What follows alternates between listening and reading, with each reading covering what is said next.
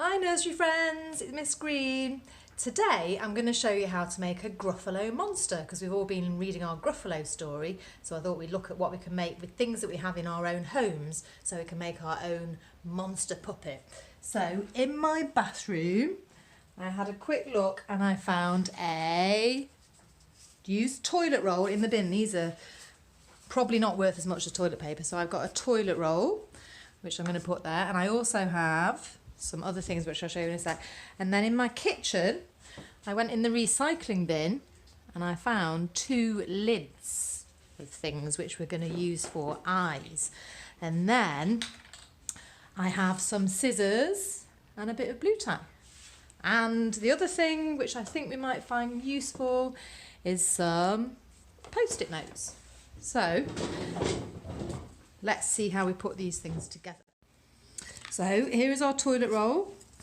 Here are our eyes.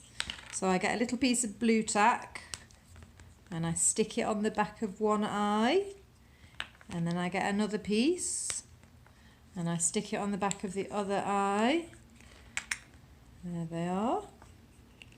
And then I take my toilet roll and I stick one eye on each side. So our monster has 2 eyes. And then we can give him some Gruffalo teeth. So get your scissors and practice doing some lines next to each other, kind of like making triangles like this. You can probably do it better. And then stick it on below his eyes. And then the Gruffalo's got some teeth, and you can do extra ones. If it doesn't quite stick, just get some tape and then stick it on with tape. And then you've got a Gruffalo puppet.